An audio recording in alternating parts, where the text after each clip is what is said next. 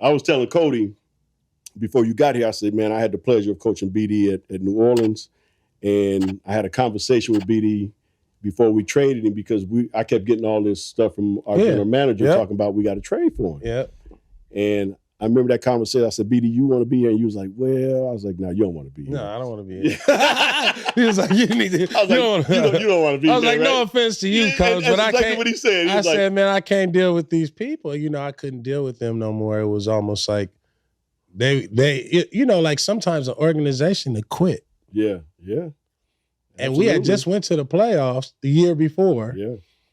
And we had all the ingredients, and like we had young dudes, we had old dudes that was past their prime, that was ready to like come off the bench, stabilize. You know what I mean? Yeah. And it's like they made all these promises in the summertime, like, man, we gonna get better, we gonna get young, we gonna get you athletes and shooters. And I was like, all right, then we showed up, and it was a whole new GM.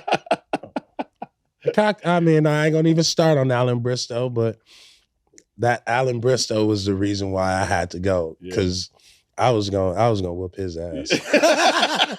You was gonna go back to your hood days, right? Coach, I was gonna be out the league. Listen, and I know because I remember y'all had a shouting match, and you was like, "Fuck you," and he was like, well, I was like, "Man, what the hell going on?" I remember. You remember that? I walked in like, okay, man. I was like, "This is at that point, yeah." At that point, because I remember you was in practice and you was like, "Yeah," I was like, "What the hell going on?" Yeah.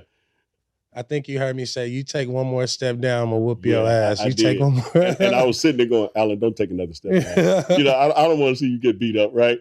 So it was a toxic situation, obviously. Yeah, for sure. And as I told Cody, we got kind of our second chance to be together for a little bit. I wrote you a letter. You did.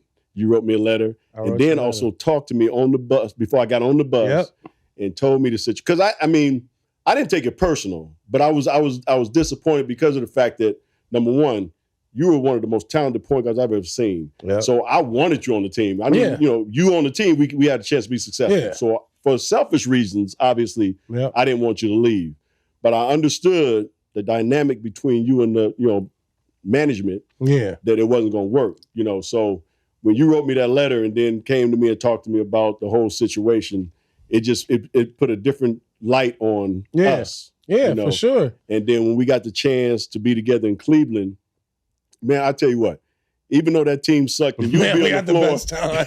we had so much fun. We had so much fun. Because the one thing I will say this, B would come to practice his ass off. Practice be over, we got to do the media.